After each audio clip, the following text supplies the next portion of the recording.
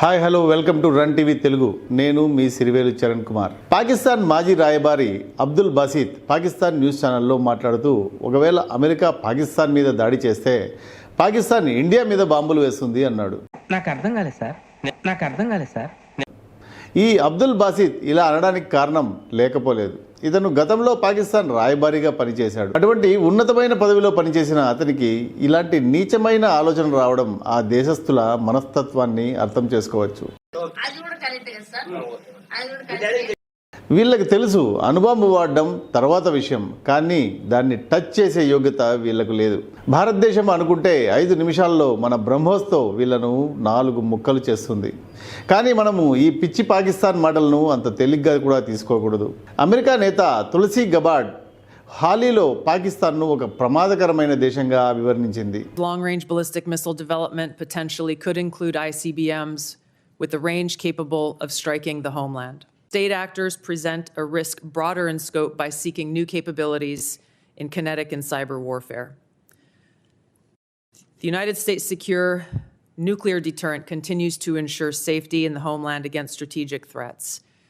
However, the intelligence community assesses that Russia, China, North Korea, Iran, and Pakistan have been researching and developing an array of novel, advanced, or traditional missile delivery systems with nuclear and conventional payloads that put our homeland within range.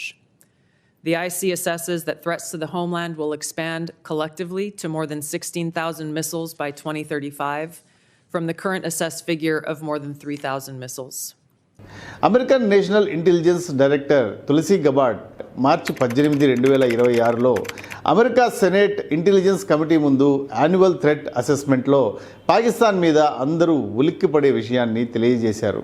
Tulsi Gabbard పాకిస్తాన్ను ప్రమాదకరమైన దేశాల్లో లిస్టులో చేర్చి భవిష్యత్తులో తమ హోంల్యాండ్కు కూడా ప్రమాదకరమైన దేశం అని ఆమె చెప్పింది. పాకిస్తాన్ దూరంగా ఉండే లక్ష్యాలను ఛేదించే బాలిస్టిక్ మిసైళ్లను తయారు చేస్తుందని, ఈ మిసైళ్లు నేరుగా అమెరికాను కూడా టార్గెట్ చేయగలవని ఆమె తెలియజేసింది.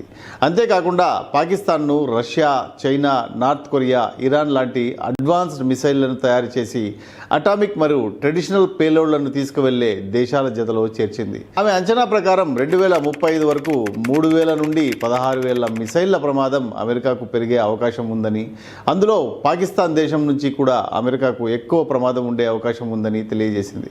ఇప్పుడు ఈ బాసిత్ మాటలు మనకు ఏం సూచిస్తున్నాయి అంటే, పాకిస్తాన్ తన చెయ్యి కాలినా పర్వాలేదు కానీ అగ్గితో చెలగాటం మాత్రం ఆడేది ఆపేది లేదు అని అంటోంది. అంటే సౌత్ ఏషియా దేశాలన్నిటికీ ముప్పు తేవాలని అనుకున్నట్లుగా ఉంది. ప్రపంచ దేశాలన్నిటికీ అర్థం కాని ప్రశ్న ఏమిటంటే, పాకిస్తాన్ భారత్ను ఇంతగా ఎందుకు ద్వేషిస్తుంది అని. ఎందుకంటే 1971 యుద్ధం తర్వాత తాము ఎప్పటికీ భారత్తో నేరుగా యుద్ధం గెలవలేమని పాకిస్తాన్కు తెలుసు. జుల్ఫికర్ అలీ భుట్టో అన్నట్టు, తాము గడ్డి తిని అయినా సరే ఆటం బాంబును తయారు చేస్తామని అన్నాడు. అదంతా అప్పుడండి, ఇప్పుడు నేను మారిపోయానండి. ఈరోజు నిజంగానే పాకిస్తాన్ ప్రజలు అన్నం కరువై గడ్డి తిని బతుకుతున్నారు. కానీ పాకిస్తాన్ మాత్రం అణు ఆయుధాల తయారీలో డబ్బులు ఖర్చు పెట్టడం ఎప్పుడూ ఆపలేదు. పాకిస్తాన్ తమ అణు ఆయుధాలను ఎప్పుడూ ఇస్లామిక్ బాంబులుగానే ప్రపంచానికి తెలియజేసింది. దానివల్ల ప్రపంచ దేశాల నుంచి వారికి జాలితో గల్ఫ్ దేశాల నుంచి డొనేషన్లు వస్తాయని వాళ్ళ అభిప్రాయం. అదే మత ఛాందసవాదంతో ఈ అణు ఆయుధాలను ఉపయోగిస్తారేమో అని ప్రపంచ దేశాలు ఇప్పుడు భయపడుతున్నాయి.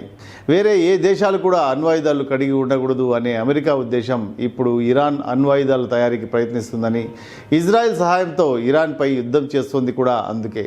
పాకిస్తాన్ అణుబాంబు తయారు చేసే సీక్రెట్లను ముస్లిం దేశాలకు అందిస్తుందేమో అని అమెరికా అనుమానం. అందుకే ఈ బాసిత్ అమెరికా తమ మీద దాడి చేస్తుందని టీవీ ఛానళ్లలో చెప్పాడు. ఇటీవలే రిలీజ్ అయిన ధురంధర్ సినిమాలో చెప్పినట్టు డబ్బు కోసం ఇజ్రాయిల్ వాళ్లకు కూడా అణుబాంబు తయారీ సీక్రెట్లను అందించిందని, నార్త్ కొరియాకు కూడా అణు ఆయుధాల తయారీలో సహకరించిందని అందరికీ తెలిసిందే. అందుకే ఇప్పుడు ఇరాన్ తర్వాత అణు ఆయుధాలు కలిగి ఉన్న తమ దేశం మీద ఇజ్రాయెల్ దాడి చేసి నాశనం చేస్తుందని పాకిస్తాన్కి తెలుసు. అందుకే పాకిస్తాన్ భయపడి భారత్ మీద దాడి చేస్తామని బెదిరిస్తోంది. అణుబాంబు కలిగి ఉన్న ఏకైక ఇస్లామిక్ దేశం పాకిస్తాన్. అందుకే పాకిస్తాన్కు కొంచెం గర్వం ఎక్కువ. కానీ గతంలో ఆపరేషన్ సింధూర్లో పాకిస్తాన్ పంపించిన యాంటీ బ్యాలిస్టిక్ మిసైళ్లను అమృత్సర్ దగ్గరే మనము కూల్చేశాం. తర్వాత పాకిస్తాన్ ఇంట్లోకి దూరి 40 చోట్ల దాడులు కూడా చేశాం.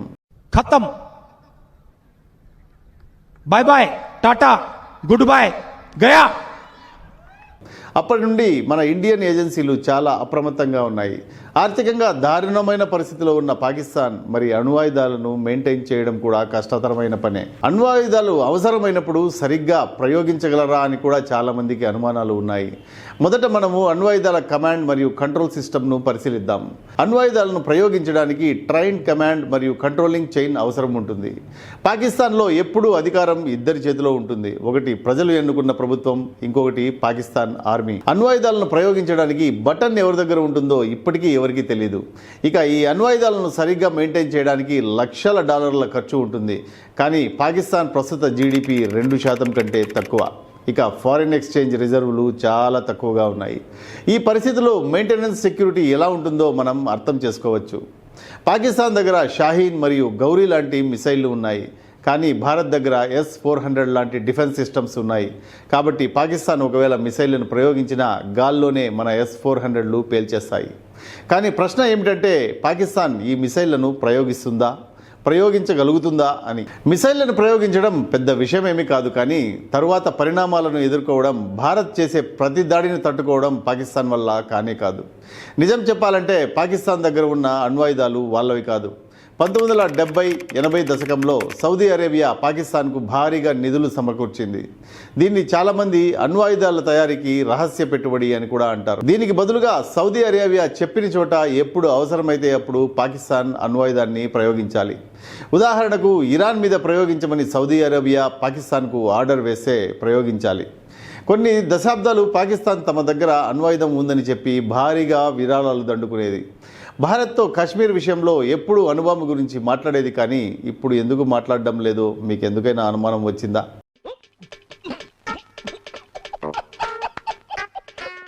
2016లో సర్జికల్ స్ట్రైక్ మరియు 2019లో బాలాకోట్ ఎయిర్ స్ట్రైక్ తర్వాత కూడా పాకిస్తాన్ న్యూక్లియర్ బెదిరింపు చేయలేదు.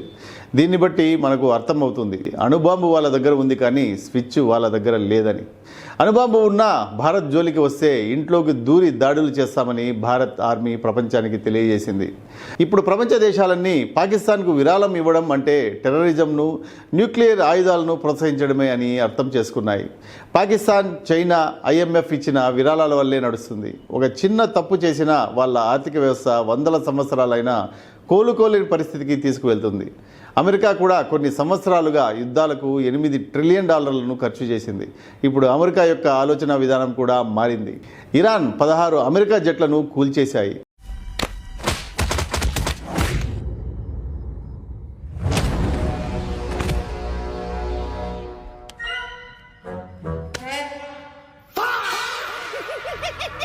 రిపోర్ట్ల ప్రకారం 10 M9లను ఇరానీ డిఫెన్స్ సిస్టమ్ ద్వారా కూల్చేశాయి. అంతేకాకుండా 3 F-15 ఫైటర్ జెట్లు, KC-135 రీఫిల్లింగ్ ట్యాంకర్లను కూడా కూల్చేశాయి. అలాగే అమెరికాకు చెందిన అన్నిటికంటే అడ్వాన్స్డ్ F-35 ఫైటర్లను కూడా ఇరాన్ కూల్చేశాయి. కానీ అమెరికా వీటిని ఒప్పుకోలేదు. ఎందుకంటే ఒప్పుకుంటే అమెరికా ఆర్మ్ ఇండస్ట్రీ షేర్లు కూలిపోతాయి కాబట్టి. అబ్దుల్ బాసిత్ లాంటి వాళ్ళు అణుబాంబు వాడి ప్రాణం, ఆస్తి నష్టం చేయడం గొప్ప కాదు అని తెలుసుకోవాలి. ఇది విధ్వంసానికి ఇన్విటేషన్ లాంటిది. ఒకవేళ అర్థం చేసుకోకపోతే ఖచ్చితంగా మన భారతదేశం అర్థమయ్యేలా తెలియజేస్తుంది. అబ్దుల్ బాసిత్ చేసిన వ్యాఖ్యల మీద మీ అభిప్రాయాన్ని కామెంట్ రూపంలో తెలపండి. అలాగే మా వీడియోను లైక్, షేర్ చేసి సబ్స్క్రైబ్ చేసుకోండి. మళ్ళీ మరొక ఇంట్రెస్టింగ్ వీడియోలో మళ్ళీ కలుద్దాం. అప్పటి వరకు సెలవు. జై హింద్.